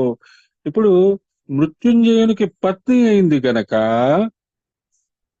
మంగళసూత్రం గట్టిగా ఉందంటే, కాదు మా అమ్మ మంగళసూత్రం గట్టిగా ఉంది కనుకనే ఆయన మృత్యుంజయుడయ్యాడు. అయ్యవారి వైపు వారి మాట మొదటిదైతే అమ్మవారి వైపు మాట రెండవది. మనం ఇద్దరం వాళ్ళం కనుక మనకి రెండు నిజమే. మనం వాళ్ళకి సపోర్ట్, వాళ్ళ యొక్క ఉపాసన చేస్తున్నాం కాబట్టి మనకిద్దరు కావాలి. మృత్యుంజయుని పత్ని ఆది సువాసిని అయిన ఆవిడ మంగళసూత్రాన్ని ధ్యానిస్తే అందరికీ మంగళమే. ఆవిడ మంగళసూత్రం కూడా అంత పవర్ఫుల్. ఆ నామాల్లో సౌమంగళ్య మంత్ర బీజాక్షరాలు కూడా దాగి ఉన్నాయి. ఇది రహస్యమైన విశేషం. ఆ బీజాక్షరాలు తెలుసుకున్నా తెలియకున్నా ఆ మంత్రాన్ని మననం చేసుకుంటే పెళ్లి కాని వారికి కూడా చక్కని మంగళసూత్రం లభించి ఆ వధూవరులు కలకాలం జీవిస్తారని చెప్పి దీన్ని సంపుటీకరణ చేసి పారాయణ చేయమని చెప్తారు కొందరు శాస్త్రవేత్తలు. సువాసినిత్వాన్ని పెంచగలిగే ఈ అద్భుతమైన మంత్రానికి నమస్కారం. ఇక్కడితో వాగ్భవ కూటం పూర్తయింది, సంపూర్ణ జ్ఞాన కూటం పూర్తయింది. సో ఇది మనం ముందుగానే ఇది మనకు కావాల్సింది. నేను అంటే అమ్మవారి ఆశీర్వాదంతో ఈ ఫస్ట్ ఇనీషియల్ గా ఈ శ్లోకం యొక్క మీనింగ్ చూసే ఇది వధూవరులకి, తర్వాత ఈ డిసీజ్ ఉన్న హస్బెండ్స్ ఉన్న వైఫ్స్ కి వాళ్ళకి మంత్రం సజెస్ట్ చేయొచ్చు అని ముందుగా మనం ఎలా అనుకున్నామో, ఇక్కడ గురువు గారు కూడా చివరిలో అదే చెప్పారు. ముందుగానే మనం జస్ట్ ఈ శ్లోకాన్ని మనం ఇలా ఉపయోగించుకోవచ్చేమో, ఇలా అలాగా మనము ఒక్కొక్క శ్లోకాన్ని మనం పర్టికులర్ గా ఒక్కొక్క సిచ్యువేషన్ లో ఒక్కొక్క ప్రాబ్లం కి ఒక్కొక్క దీనికి మనం ఉపయోగించుకోవచ్చు అనే పాయింట్ లో ఈ కామేశబద్ధ మాంగళ్య సూత్ర శోభిత కందరాయ నమః అనే శ్లోకాన్ని అనే మంత్రాన్ని సంపుటీకరణ చేసేశారట. అందుకని ఈ అద్భుతమైన మంత్రానికి నమస్కారం అని ఆయన గురుగారే చెప్తున్నారు. ఇక్కడితో వాగ్భవ కూటం పూర్తయింది, సంపూర్ణ జ్ఞాన కూటం పూర్తయింది అంటున్నారు. మొదటి 30 శ్లోకాలతోటి 30 నామాలతోటి వాగ్భవ కూటం కంప్లీట్ అయిందని చెప్తున్నారు. ఇక కనకాంగద కేయూర కమనీయ భుజాన్విత, శ్రీ కనకాంగద కేయూర కమనీయ భుజాన్వితాయై నమః. ఇప్పుడు కామరాజు కూటంలోకి ప్రవేశిస్తున్నాం. అంగదములు అంటే చేతులకి పెట్టుకునే ఆభరణాలు, కేయూరాలు అంటే భుజానికి పెట్టుకునేవి. అంగదముల నుంచి కేయూరముల వరకు వర్ణించారంటే మొత్తం చేతికి ఉన్న ఆభరణాలన్నిటిని చూపిస్తున్నారు. దీనికి ఇంకా వివరణ కావాలంటే చతుర్బాహు సమన్విత నుండి వచ్చిన నామాలన్నీ సరిపోతాయి. మనం గుర్తుంచుకోండి, చతుర్బాహు సమన్విత డిస్కస్ చేసేటప్పుడు మనము ఈ భుజాలకి ఉండే వాటిని ఏమనుకుంటాము, ఈ ఆభరణాల గురించి మనము డిస్కస్ చేసుకున్నాము. అదే మళ్ళీ ఇక్కడ మనకి రివిజన్ ఇస్తున్నారు. ఇక్కడ అలంకారాలు భావన చేసుకొని మరల చేతులన్నింటినీ గురించి కూడా విశేషంగా చెప్పారు. రమ్యమైన భుజములు మొత్తము 4 ప్రకాశిస్తున్నది. కనకాంగద కేయూర అన్నప్పుడు అలంకారాలన్నీ మంత్ర సంకేతాలు అని చెప్పుకుంటున్నాం కనుక ఇవన్నీ మంత్రమయాలుగా భావించవలసినది. అమ్మవారి యొక్క ప్రతి ఒక్క ఆభరణాలు గాని, ఆమె యొక్క కళ్ళు గాని, ఆమె యొక్క నుదురు గాని ప్రతి ఒక్కటి మంత్రమయమే. అంటే she is the epitome of energy అని అనుకోవచ్చు. అంటే మంత్రమయము అంటే అణువణువున మంత్రం ఉన్న చోట శక్తి దేవత ఉంటుంది, దేవత ఉన్న చోట యంత్రం ఉంటుంది. దేవతలు మంత్రానికి అధిదేవతలు.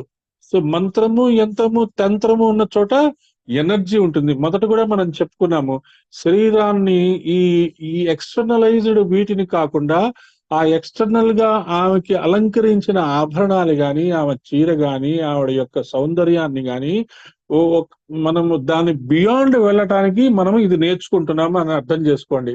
ఇనీషియల్ గా మనకి ఆ సౌందర్య వర్ణన అవసరము. ప్రతి సౌందర్య వర్ణనలో మనకి ఇంట్రికేట్ లోపల ఉన్న అద్భుతమైన మీనింగ్స్ చెప్పుకుంటూ వెళ్ళారు అనేది మనం అర్థం చేసుకుంటున్నాము. అలా మనము ఈ శ్రీ కనకాంగద కేయూర కమనీయ భుషాన్వితాయ నమః. ఇది కూడా మనం అర్థం చేసుకున్నాం. ఆభరణాలు కూడా మంత్రాత్మకములే, ఆభరణాలు కూడా ఎనర్జీ సెల్స్ అన్నమాట అవి. అది అర్థం చేసుకోండి. తర్వాత రత్నగ్రైవేయ చింతాకలోల ముక్తా ఫలాన్విత. శ్రీ రత్నగ్రైవేయ చింతాకలోల ముక్తా ఫలాన్వితాయై నమః. శ్రీ రత్నగ్రైవేయ చింతాకలోల ముక్తా ఫలాన్వితాయై నమః. గ్రీవము అంటే కంఠము. గ్రీవం నుండి వేలాడుతూ వచ్చిన ఆభరణాలు గ్రైవేయములు అంటున్నారు. ఇవి కంఠాభరణాలు. కొన్ని రత్నాలతో ఉన్నవి, కొన్ని ముత్యాలతో ఉన్నవి, కొన్ని ఆభరణాలు ఉన్నాయి. చింతాకము, లోలముక్త, ఇలా ఎన్నో సువర్ణమైన కంఠాభరణాలు అమ్మవారి మెడలో ప్రకాశిస్తున్నాయి. చింతాకము అంటే సువర్ణముతో చేసిన ఆభరణము. ఇక్కడ ఏం చెప్పారు? రత్నగ్రైవేయ చింతాకలోల ముక్తా ఫలాన్వితాయై నమః. ఈ శ్లోకంలో ఒక్కొక్క పదాన్ని విడదీసి మనకి అర్థం చేస్తున్నారు. చింతాక అనే పదం వచ్చింది కాబట్టి చింతాకం అంటే సువర్ణంతో చేసిన ఆభరణం. రామదాసు గారి పాటలో చెప్తారట, సీతమ్మకు చేయిస్తే చింతాకు పతకము అని రామదాసు గారి కీర్తనలో వస్తుంది. ఆ చింతాకు పతకము. చింతాకము అంటే బంగారము. బంగారపు చింతాకుల్లా చేసిన హారం ధరించింది. చింతాకము అంటే సువర్ణంతో చేసిన ఒక ఆభరణము. చింతాకము, లోలముక్త అనే మాటల్లో రహస్యం ఉంది. ఇవన్నీ, ఈ ఆభరణాలన్నీ తలుచుకుంటే మనకు కూడా అనిపిస్తుంది ఇలాంటివి మనం కూడా చేయించుకుంటే బాగుంటుంది కదా అని. So that is natural, no issue. మీరు చక్కగా అలంకరించుకొని ఫ్రైడేస్ ఇలాంటి టైంలో మిమ్మల్ని చూస్తే అమ్మవారిని చూసినట్టుగానే ఉంటుంది అనే భావన మీరు కలగ చేయగలిగితే, that it self is one of the beautiful ఆరాధన. అమ్మవారి యొక్క ఆరాధనలో అల్టిమేట్ సాధనలోకి వెళ్ళినప్పుడు అమ్మవారి లాగానే అలంకరించుకొని మీరు కూర్చున్నప్పుడు ఆ ప్లెజెంట్ స్మైల్ ఆ కళ్ళల్లోంచి, ఆ అద్భుతమైన కామ్నెస్, ఆ హీలింగ్ టైప్ లో మనం పిల్లల్ని ఎలాగైతే చూస్తామో ప్రేమగా, అటువంటి ఎబిలిటీస్ కనుక ఉంటే ఖచ్చితంగా అమ్మవారి యొక్క స్వరూపమే మనములుగా చేసుకోవచ్చు. గ్రీవ సంబంధమైనది గ్రైవేయము. మంత్రమే అన్నిటికంటే గొప్ప రత్నము. మన ఋషులు అలా మనకి అలవాటు చేశారు. అమ్మవారిని యొక్క శరీరం నిండా ఆభరణాలు పెట్టి, అది బంగారంతో ఉన్నాయని చెప్పి, ఆ బంగారు ఆభరణాల యొక్క ఇంపార్టెన్స్ మనకి చెప్పి, ఆ బంగారం వేసుకుంటే అదేదో తప్పు అని అనుకోకుండా, మన యొక్క భారతీయ సంప్రదాయంలో స్త్రీలకి బంగారంతో చేసిన ఆభరణాలు ఎంత ఇంపార్టెంటో అమ్మవారి యొక్క ఒక్కొక్క ఆభరణం గురించి చెప్తూ మనకి ఆ ఇంపార్టెన్స్ తెలియచేస్తున్నారు. అందుకనే ఇప్పుడు లేటెస్ట్ ఫ్యాషన్స్ లాగా ఈ చీరలు అవుట్ ఆఫ్ డేటెడ్, ఈ ఆభరణాలు అవుట్ ఆఫ్ డేటెడ్ అనుకోకుండా, మీరు అట్లీస్ట్ ఓకే, మీ సొసైటీలో మీకు ఇబ్బంది అయితే చక్కగా ఇంట్లో ఉన్నప్పుడు ఒక్కసారి మనము ఆ బంగారు ఆభరణాలతో చక్కగా ఉండి, నేనే అమ్మవారి యొక్క స్వరూపాన్ని నేను నాలో చూసుకుంటున్నాను అని చక్కగా అలంకరించుకొని మీలో మీరు అమ్మవారిని చూసుకుంటే అమ్మవారు ఎంతో సంతోషిస్తుంది అనే పాయింట్ అర్థం చేసుకొని మీరు చక్కగా ఇటువంటివి బంగారు ఆభరణాలు ఇమ్మీడియట్ గా ఈ క్లాస్ అయిపోగానే మీ హస్బెండ్స్ కి వాళ్ళకి చెప్పేసి, అమ్మవారు ఇలాంటి బంగారు ఆభరణాలు వేసుకుంటారటగా, నాకు కూడా ఒక 10-15 లక్షలకు పెట్టి మంచి ఆభరణాలు చేయించండి అని చెప్పచ్చు.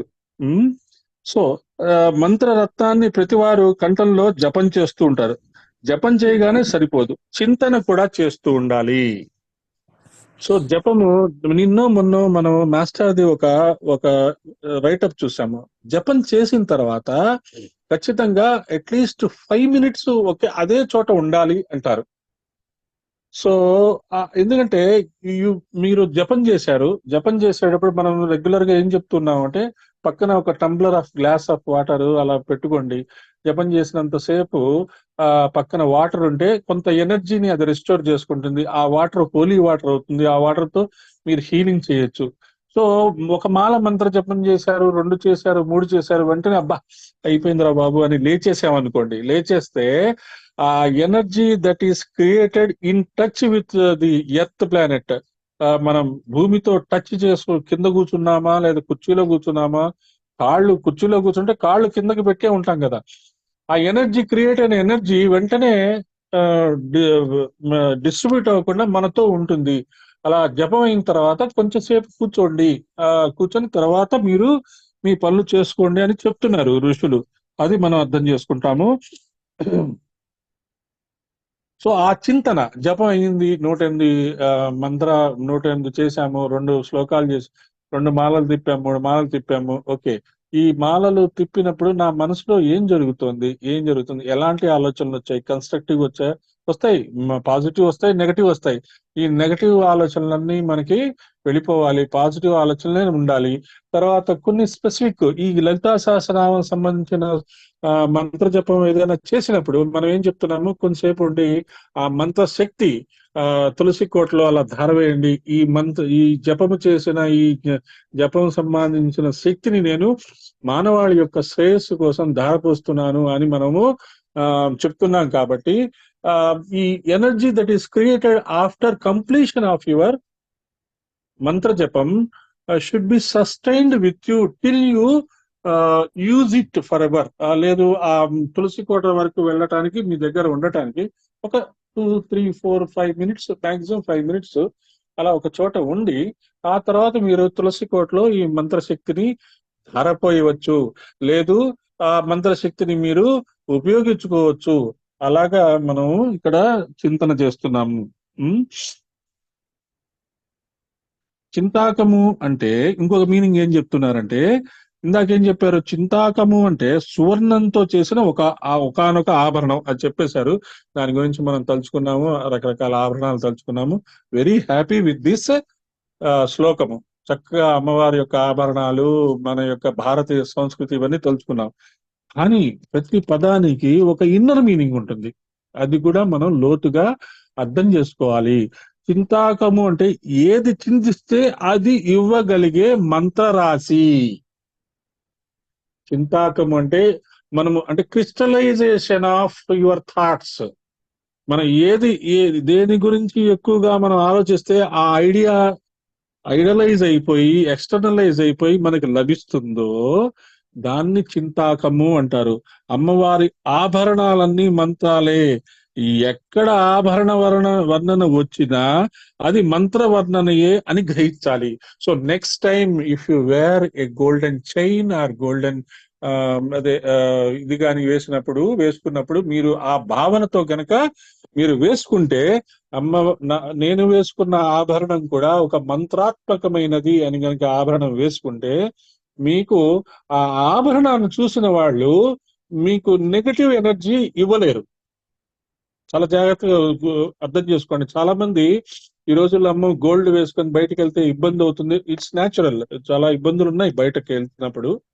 కానీ at times when it is needed, that when you మీరు గోల్డ్ వేసుకొని ఏదైనా ఫంక్షన్స్ కి అలా వెళ్ళినప్పుడు మీరు ఆ చైన్స్ మీరు ధరించేటప్పుడు అమ్మవారి యొక్క మంత్రాత్మకమైన ఆభరణం నేను ధరిస్తున్నాను, ఈ ఆభరణం అమ్మవారు వేసుకున్న ఆభరణాలన్నిట్లోనూ మంత్రములు ఉన్నాయి, అటువంటి మంత్రాత్మకమైన ఆభరణం మనం వేసుకుంటున్నామని ఒక డివైన్ ఐడియాతో కనుక మీరు వేసుకుంటే మీ మీద ఏ నెగటివిటీ రాదు.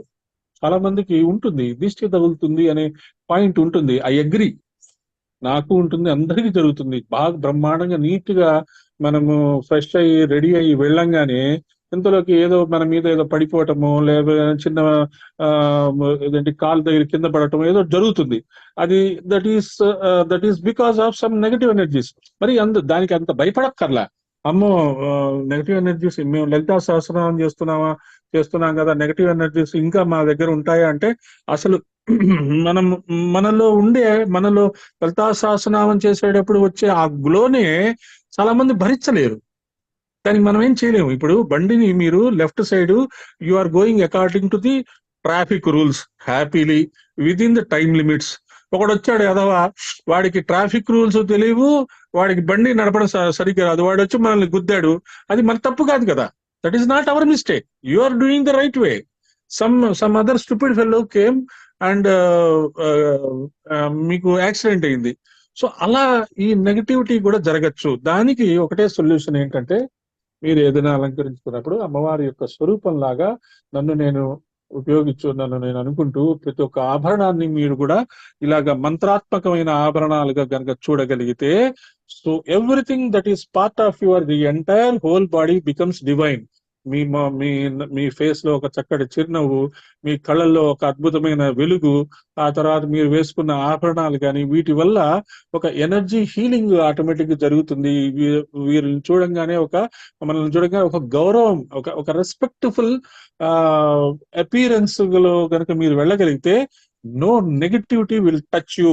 ఇది ఈ యొక్క మంత్రంలో మనం అర్థం చేసుకోవచ్చు. తర్వాత కామేశ్వర ప్రేమరత్న మణి ప్రతిపణస్థిని, కామేశ్వర ప్రేమరత్నమణి ప్రతిపణస్థిని. ఓం శ్రీ కామేశ్వర ప్రేమరత్నమణి ప్రతిపణస్థన్యై నమః. ఓం శ్రీ కామేశ్వర ప్రేమరత్న మణి ప్రతిపణస్థన్యై నమః. ఇది అమ్మవారి వక్షస్థల భావన వచ్చేటప్పటికి వెంటనే పరమేశ్వరుని కామేశ్వర అని గుర్తు చేస్తున్నారు. ఇక్కడ కూడా మనం శివుణ్ణి సమయాచారం అని చెప్తున్నాం. గుర్తుంచుకోండి, సమయాచారం అనే పదము ఇద్దరిని కలిసి ఎప్పుడైతే మనము పూజ చేస్తామో దాన్ని సమయాచారము అనే ఒక సబ్జెక్ట్ అన్నమాట, ఒక చాప్టర్. మనం లలితా విద్యలో అదొక చాప్టర్, అది నేర్చుకుంటున్నాం. అది మనం అర్థం చేసుకోండి. ఆహారాన్ని ఇచ్చే అమ్మ వక్షస్థలం మనకి మాతృస్థానీయము, పిల్లల్ని పోషించేది. స్త్రీకి పిల్లల్ని పోషించే లక్షణం తల్లి అయ్యాక వస్తుంది. ఆ తల్లి భావనలోనే తండ్రి కూడా ఉన్నాడు. సో తల్లి భావనలో తండ్రి కూడా ఉన్నాడు అని, తల్లిదండ్రులు సమానము, ఇద్దరు ఒకటే, ఇద్దరు కలిసి మనల్ని పెంచారు కాబట్టి మనం ఇంత చక్కగా ఇటువంటి అద్భుతమైన ఎబిలిటీస్ తో మనం ఈ రోజు సెలవు రోజు ఇలా కూర్చొని నేర్చుకుంటున్నాము. దీని వెనకాల రీజన్ ఎవరండి? మన యొక్క తల్లిదండ్రులే. మిమ్మల్ని చిన్నప్పుడు ఎంత ఇబ్బంది పెట్టినా, ఏది చేసినా, మీలో మనసులో ఏదైనా తల్లిదండ్రుల మీద ఏదైనా కొంచెం నెగటివిటీస్ ఉన్నా, అమ్మవారి పూజ చేస్తున్నారు, అమ్మవారి యొక్క భక్తులు కాబట్టి అవన్నీ తీసేసి వాళ్ళు ఆ రోజు అలా కఠినంగా ఉండబట్టే మనం ఇంత గొప్పగా మనం నేర్చుకున్నాము. ఆ జీన్సే మనకు వచ్చాయి అనే భావన కనుక ఉంటే ఇద్దరు సమానమే అనే భావన మనకి ఖచ్చితంగా వస్తుంది. చాలా మంది మా అమ్మే నాకు ముఖ్యము, మా నాన్న అంత ముఖ్యం కాదు అనే భావనలో ఉంటారు, బయటికి చెప్పకపోయినా. But both are the same. వాళ్ళు ఎన్నో సాక్రిఫైసెస్ చేస్తేనే మనం ఇలా ఉన్నాము అనే పాయింట్ మనకు గుర్తు తెచ్చుకుంటే ఇద్దరు సమానమే అనే భావన వస్తుంది. ఎందుకు రావాలి అంటే, ఇక్కడ మన ఫ్యామిలీలో మనం నేర్చుకోలేని ఆ భావనలు అమ్మవారి గురించి ఇక్కడ ప్రాక్టీస్ లో పెట్టకుండా అక్కడ నేను ప్రాక్టీస్ లో పెట్టుకుంటానంటే కుదరదు. సో ఇక్కడ మనం ప్రాక్టీస్ లో ఉంచుకున్నవే అక్కడ కూడా మనం ప్రాక్టీస్ చేసుకుంటాం కాబట్టి అమ్మవారు అయ్యవారు ఇద్దరే. కాబట్టి పిల్లవానికి తల్లి తిండి పెడుతుందంటే కేవలం తన నుంచి మాత్రమే కాదు, తన భర్త యొక్క ప్రేమ తనలోకి పొదివి తెచ్చుకొని తనలోని ప్రేమను కూడా కలిపి క్షీరముగా మార్చి పిల్లలకు పెడుతుంది. ఎంత అద్భుతంగా చెప్పారు చూడండి సామవేద షణ్ముఖ శర్మ గారు. నిజంగా నమస్కారం చేసుకోవచ్చు. తల్లిదండ్రుల్లో ఉండే మాధుర్యము, వాళ్ళు ఇచ్చే ప్రేమని మనం ఎలా తీసుకోవాలి. తల్లి స్తన్యము పిల్లవాడు పానం చేస్తున్నాడంటే తల్లిదండ్రుల ప్రేమని పానం చేస్తున్నాడని అర్థము. తండ్రి ఎవరండి? కామేశ్వరుడు. తల్లి ఎవరండి? అమ్మవారు. ఆయన ప్రేమరత్నం తీసుకుని దాన్ని రెండింతలు చేసింది. ఇక్కడ ప్రతిపణ అనే దానికి ప్రతిగా ఆవిడ ఇస్తున్నది ఏంటి? ప్రతిపణ అంటే రెండింతలు చేసిందంట. భర్త యొక్క సపోర్ట్ తో ఆవిడ పిల్లల్ని పెంచుతోంది. ఆ పెంచుతున్నప్పుడు తల్లి యొక్క ప్రేమ రెండింతలైందంట, డబుల్స్. అమ్మవారి స్తన్యపానం చేసిన భాగ్యశీలురైన గణపతి కుమారస్వామి మనకి గుర్తు రావాలట. మనం కూడా ఆ వినాయకుడును Kumaraswamy step into their shoes అంటాం కదా, వాళ్ళల్లో మనం కూడా అటువంటి అమ్మా నువ్వు గణపతిని కుమారస్వామిని ఎంత ప్రేమ పంచి పెంచావో అలాగే మమ్మల్ని కూడా పంచి తల్లి, మమ్మల్ని కూడా నీ దగ్గరికి తీర్చుకో. నీ యొక్క అనుగ్రహం మా మీద కూడా ప్రసరించు. నీ గణపతిను కుమారస్వామి ఎంతో మేము అంతే తల్లి అని ఎప్పుడైతే మనం శివుడిని శక్తిని ఇద్దరిని ప్రార్థన చేయగలుగుతామో ఆ అమ్మవారి హృదయం కదులుతుందట. ఓహో నాకు ఇద్దరు కాదు పిల్లలు, నాకు ఇంకా 750 కోట్ల మంది ఉన్నారు పిల్లలు, వీళ్ళందరూ నా పిల్లలే అని ఆవిడ రిఫ్లెక్షన్. ఆవిడ మనం ఎప్పుడైతే మనము ఒకళ్ళ మీద ప్రేమని ప్రసరిస్తామో ఆ ప్రేమని మళ్ళీ మనకి తిరిగి ఇవ్వడానికి గురువులు కూడా చాలా రెడీగా ఉంటారు. అమ్మవారు కూడా అలాగే, నువ్వు నన్ను ఎంత ప్రేమిస్తావో నేను దానికి 10 నేను ప్రేమిస్తాను అని గురువులు మాస్టర్స్ ఎన్నో రకాలుగా చెప్తుంటారు మనకి. అలాంటిదే మన తల్లిదండ్రులని సమభావంతో మనం చూడగలిగితే అక్కడ కూడా మనకి అది వస్తుంది. అంతేకాదు ప్రపంచంలో అన్నం పెడుతున్నది ఆ వక్షస్థలమే. దీనిని ఇంతకుముందు కూడా మనం చెప్పుకున్నాం. సూర్య చంద్రౌ స్తనూదేవ్య, అమ్మవారి యొక్క వక్షస్థలము సూర్యుడు చంద్రుడితో సమానం అంట. మానవులకే కాదు సృష్టిలో సర్వులకి దేవతలకి కూడా స్వాహ స్వదా రూపంలో అమృతం అమ్మ ఇస్తోంది.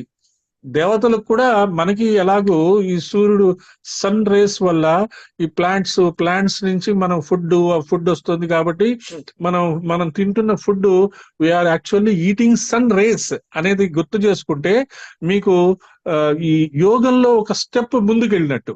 మీరు ఒక వంకాయ కూర లేదా ఆలు కూర లేదా ఒక కూర మీరు చేసుకొని తినేటప్పుడు యాక్చువల్లీ అందులో సన్ రేస్ ఉన్నాయి అనే భావన కనుక మీరు చూడగలిగితే మీరు తినే ఆ ఆహారం అమృతం అయిపోతుంది. సూర్యుడి యొక్క రేస్ ని మీరు తిన్నట్టే అని చెప్తున్నారు. అలాగే దేవతలకి స్వాహ స్వధ అనే రూపంలో అమృతం ఇస్తుందంట అమ్మవారు. అయితే ఈ స్వాహ స్వధ అనే 2 పదాల్లో ఇంకొక అద్భుతమైన మీనింగ్ ఉంది, which we're already practising it. యజ్ఞము ద్వారా మనం స్వాహ అన్నప్పుడు మనం వేసే ప్రతి ఒక్క ఆహుతి ఈ దేవతలకి వెళ్తోంది. కాబట్టి యజ్ఞము చేసేవాళ్ళు అమ్మవారి పని చేస్తున్నారు అని మీరు గుర్తుంచుకోండి. సో దీప యజ్ఞం కానీ అమ్మవారి యజ్ఞం కానీ ఎప్పుడైనా వారానికి, కొత్త వాళ్ళు కూడా వారానికి ఒకసారో డైలీ ఒకసారో, మనం రెగ్యులర్ గా మాస్టర్తో గాయత్రి పరివారం వాళ్ళు ఉన్న వాళ్ళు జ్ఞాన యజ్ఞం అని డైలీ చేసేవాళ్ళు ఉన్నారు. వీళ్ళ దగ్గర నేర్చుకోండి, చేసుకుని డైలీ మీరు అమ్మవారి పని చెయ్యండి. దేవతలకి మీరు యజ్ఞము ద్వారా ఇవ్వండి. సూర్యకిరణాల నుండి మధువుని దేవతలు స్వీకరిస్తారట. మనం సూర్యకిరణాల నుంచి మనము ఈ వెజిటబుల్స్ ద్వారా మనం ఆ మధువుని స్వీకరిస్తున్నాం. శుక్లపక్షంలో దేవతలకి, కృష్ణపక్షంలో పితృదేవతలకి ఇస్తారు. పితృదేవతలు సూర్యచంద్రుల ద్వారా వచ్చే అమృతాన్ని పుచ్చుకుంటున్నారు. దేవతలు మొదలుకొని సర్వజీవులకు అనగా ఆ బ్రహ్మ పిపీలకాది మొత్తం అందరికి అన్నం పెడుతున్నది సూర్యచంద్ర రూపాలతో ఆ అమ్మయే. సో మానవాళియే కాకుండా from atom to entire universe, ప్రతి ఒక్క జీవులకి, ఫర్ ఈచ్ అండ్ లైఫ్, జీవులలో ఉన్న ప్రతి ఒక్కటి, అమీబా దగ్గర నుంచి డైనోసార్ దాకా, ఎలిఫెంట్ ద్వారా ఎలిఫెంట్ కూడా అన్నం పెడుతోంది. అంటే ఎలా పెడుతోంది? సూర్యుడు చంద్రుడు ఆమెకి టూల్స్ట. మనం కూడా అటువంటి టూల్ గా తయారవ్వాలి. మానవాళికి మనము ఆధ్యాత్మికత, అన్నము ఇవన్నీ ఇవ్వాలి, సేవ చేయాలి, సాధన చేయాలి. మనం కూడా అమ్మవారి యొక్క ఇన్నర్ సర్కిల్లో మీరు ఎంటర్ అవ్వాలి అంటే మానవాళికి నేను ఎలా సేవ చేయాలి అని ఆలోచించి ఏదో రకంగా మీ చేతనైన పద్ధతిలో మీరు చేయగలుగుతారు. కాబట్టి ఇక్కడ ఏంటి, ఈ జగత్తుకి తండ్రి ఒక్కడే, అత్తడే కామేశ్వరుడు. తల్లి ఒక్కరే, ఆవిడ కామేశ్వరుడు కామేశ్వరి. అలాగే ఈ మరొక అందమైన భావం ఇంకోటి ఏం చెప్తున్నారు, శివుని ప్రేమను తాను తీసుకొని దాన్ని 2 ఆయనకి ఇచ్చిందిట. మనకి ఇస్తుంది, ఆయనకి ఇస్తుంది. తల్లి యొక్క గొప్పతనం అదే. మనం తల్లి తండ్రి అనుకుంటాం, మళ్ళీ ఒక్కొక్కసారి మనకి అనిపిస్తుంది my mother is so loving than my father అని చెప్పుకుంటుంటారు కొంతమంది. కానీ మనకి ఇన్నర్ గా కానీ తండ్రి యొక్క ప్రేమ కనిపించదు. తల్లి ఏంటంటే మనకు దగ్గరికి తీస్తుంది, నాయన అంటుంది. మన తండ్రితో అంత ఎఫినిటీ ఉన్నదేమో అనిపిస్తుంది. తల్లి దగ్గర అన్ని చెప్పుకుంటూ ఉంటాం. కానీ మనము తల్లిని ఇద్దరిని సమానంగా, తండ్రి యొక్క భావం మనకి కనపడదు, తండ్రి యొక్క ప్రేమ కనపడదు, తల్లి యొక్క ప్రేమ కనిపిస్తుంది అనే పాయింట్ మనం అర్థం చేసుకోగలిగితే మనము శివుడిని అమ్మవారిని ఇద్దరిని సమానంగా మనము ప్రేమించవచ్చు, చూసుకోవచ్చు. దీన్ని సమయాచారం అంటారని చెప్తున్నారు. అది మనము అర్థం చేసుకోండి. ఇక్కడ అందులో బీజాక్షరాలను పరిశీలిస్తే చూడండి చాలా జాగ్రత్తగా. కామేశ్వర ప్రేమరత్నం. కామేశ్వరుడు అంటే పరబ్రహ్మ.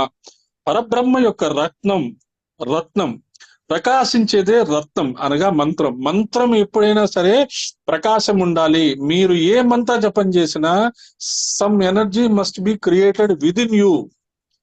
ఆ మంత్రము కొంత ఎనర్జీని తీసుకురావాలి. దాన్ని ప్రాక్టికల్ అప్లికేషన్ ఏంటండి, ఒక గ్లాస్ ఆఫ్ వాటర్ పక్కన పెట్టుకుంటే ఆ మంత్రంలోంచి వచ్చిన ఆ ఎనర్జీ ఆ వాటర్ తీసుకుంటుంది. దాన్ని హీలింగ్ వాటర్ గా, హోలీ వాటర్ గా ఉపయోగించుకోవచ్చు. That is the practical experiment you can do.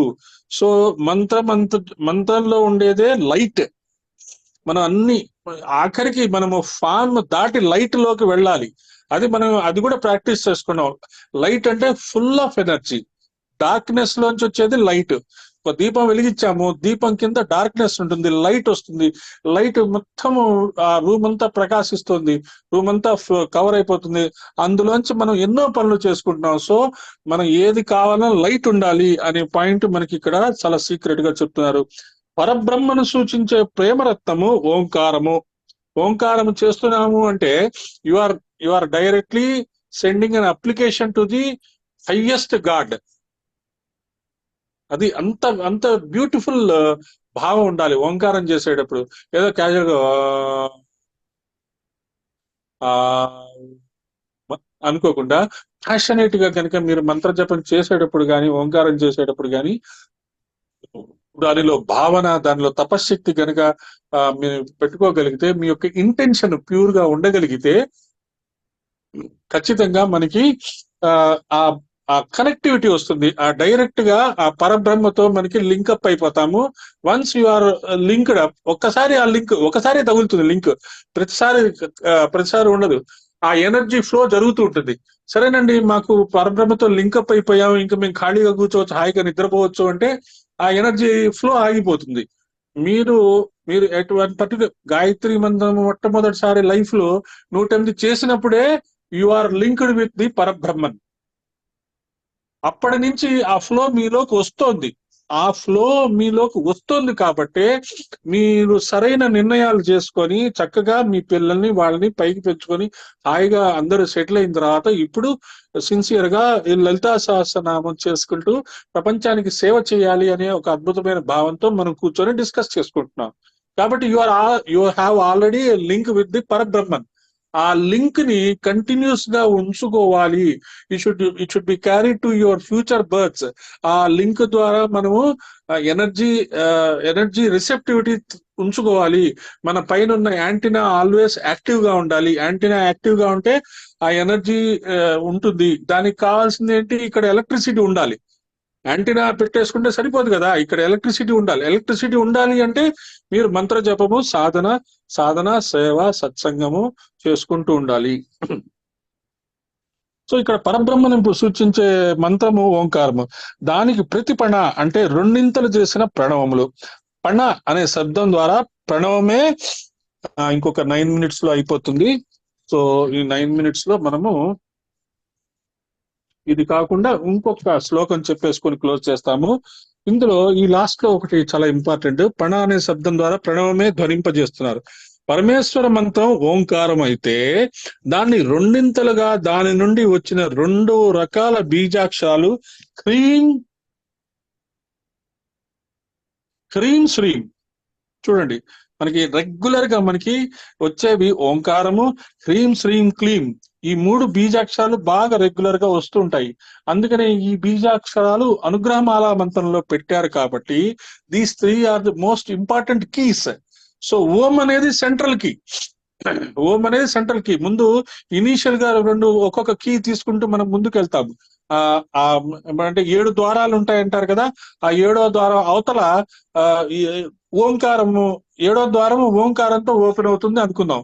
ముందు హ్రీం శ్రీం క్లీం ఉన్నాయి అనుకుందాం. ఇలా మనం ఒక్కొక్క ద్వారాన్ని ఓపెన్ చేసుకుంటూ అమ్మవారి దగ్గరికి వెళ్తాం కాబట్టి అనుగ్రహమాల మంత్రంలో ఇవన్నీ ఉన్నాయి కాబట్టి. కానీ ఇక్కడ 2 చెప్తున్నారు. ఇక్కడ ఏంటి, ప్రణవమే ధ్వని. పరమేశ్వర మంత్రం ఓంకారం అయితే దాన్ని రెండింతలుగా దాని నుండి వచ్చే 2 రకాల బీజాక్షరాలు హ్రీం శ్రీం. అందుకనే ఉత్తర నారాయణంలో హ్రీశ్చతే లక్ష్మీశ్చ పత్నౌ అని చెప్పారు. హ్రీశ్చతే లక్ష్మీశ్చ పత్నౌ అని చెప్పారు. హ్రీశ్చతే అంటే హ్రీంకారము, లక్ష్మిశ్చ అంటే శ్రీంకారం.